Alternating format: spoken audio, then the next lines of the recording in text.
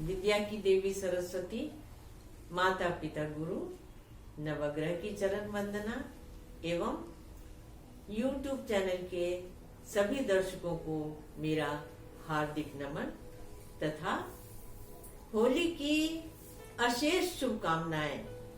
हम सब आइए मिले, गले मिले। खुशियों का त्योहार है। जितनी भी रंजिश हमारे मन में है, वह मनस्य है, एक दूसरे के प्रति सबको खत्म करें और उत्साहित होकर के जीवन को फिर से हम आगे बढ़ाएं। आपको मैं एक बात बताऊं कि हमारे यहाँ जितने भी त्योहार होते हैं उनको प्रकृति से जोड़ करके ही देखा जाता है। प्रकृति ने हमें सब कुछ दिया है, शरीर दिया, उसके साथ साथ रोग को भी दिया। तो जब ऋतु परिवर्तन के कारण मौसम में बहुत तरह की बीमारियां हो जाती हैं, सर्दी से जब गर्मी में जाते हैं, डिप्थीरिया है, खांसी है, कॉलरा है और अनेकों तरह की बीमारियां आती हैं जिससे कि मनुष्य परेशान हो जाता है, मानव जाति परेशान हो जाता है। राहु को रोग का कारक कहा गया है। पौराणिक कथा एवं जनश्रुति है कि हिरण्यकश्यप का पुत्र प्रहलाद था, जो ईश्वर का भक्त था और हिरण्यकश्यप को हमेशा यही रहता था कि मैं ही भगवान हूँ, मैं ही भगवान हूँ, मैं ही भगवान हूँ। जितनी बार भी वो प्रहलाद से बोलते थे, प्रहलाद ने उनको कभी भी भगवान नहीं माना। इसके लिए प्रहलाद को कभी हाथी से कुचलवाने की कोशिश की, कभी पहाड़ पर से फेंकने की और अंत में तो जो राहु की माँ थी सिंहिका, जो कि हिरण्यकश्यप की बहन थी, उसके साथ होली में जलाने के लिए बैठाया।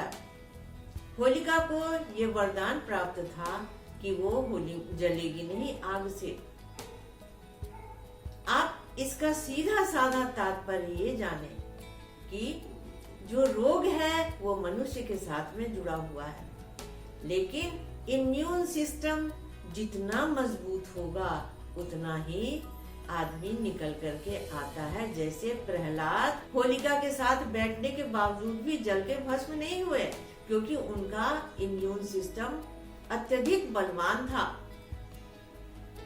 इसका कारण ये है, ज्योतिष शास्त्र के अनुसार काल पुरुष का पहला अंग, पहला भाव मेष कहा गया, जिसका स्वामी मंगल है। और मंगल अस्थि का भी कारक होता है और रक्त का भी कारक होता है हमारे शरीर में। तो अस्थि जितनी मजबूत हो और रक्त जितना आपका अच्छा हो, उतना ही इम्यून सिस्टम अच्छा होता है। पहले शायद कभी आपने नहीं सुना हो, लेकिन कोरोना के समय में आप सबको इम्यून सिस्टम को बढ़ाने की जानकारी मिल ही गई है। अग्नि जो है उसका कारक मंगल होता है। ये तो आपको पता है कि सिरिंज वगैरह को उबाला जाता है हाई टेम्परेचर पे, हाई सेंटीग्रेड पे। डॉक्टर्स के भी कपड़े, या कोई बीमार होता है तो उसके भी कपड़े गर्म पानी में उबाले जाते हैं। कारण क्या है कि उसके कारण जल जाता है, जो भी बैक्टीरिया होते हैं सब खत्म हो जाते हैं। तो होली रात को जलाई जाती है और उसमें लकड़ी का प्रयोग किया जाता है। जितने भी पुरानी लकड़ियां होती हैं, आपको पता ही है, पुरानी लकड़ियों में दीमक लग जाता है। तो जितने भी जीवाणु, कीटाणु, अन्य प्रकार के दीमक वगैरह हैं, वो सब रात को जलने के कारण आकर्षित होते हैं और होली में जल करके भस्म हो जाते हैं। भस्म हो जाने के कारण जो भी बीमारियां हैं जो कि आ सकती हैं हमारे ऊपर में, उनसे हमारा खतरा टल जाता है और हमारा इम्यून सिस्टम बढ़ता रहता है। काल पुरुष के अंग के बारे में तो मैंने आपको बताया, और ये भी मैं आपको बता दूं कि जो छठा भाव है वो पृथ्वी का भाव है, बुध का घर है। तो इसलिए इतनी ज्यादा इसकी बात की जाती है कि पृथ्वी पे रहने वाले जितने लोग हों, उनके अंदर किसी भी प्रकार की कोई बीमारी नहीं आए और सब ऋतुजनित कारणों से जो प्रभावित होते हैं वो सब समाप्त हो जाए। इसके साथ ही जो तीसरा भाव है वो उसका भी स्वामी बुध है, काल पुरुष के अंग के कारण, तो वो मैत्री का भाव होता है। मैत्री के भाव के कारण आदमी एक दूसरे से मित्रता करता है।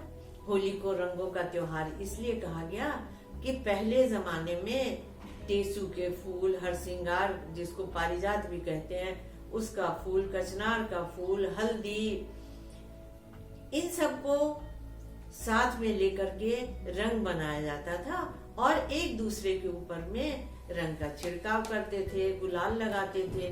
सभी प्राकृतिक चीजें थी और भाईचारे के साथ में हम लोग रहते थे।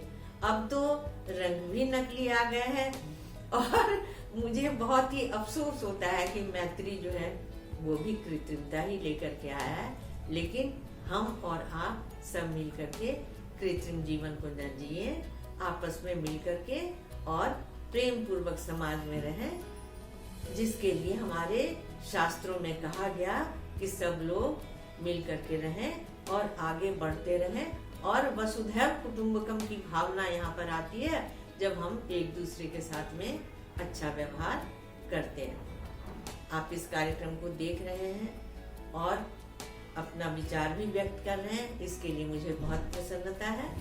आगे भी आप देखते रहें, शेयर भी करते रहें, सब्सक्राइब भी करते रहें, ताकि आपको मैं शुद्ध वैज्ञानिक जानकारी दे सकूं।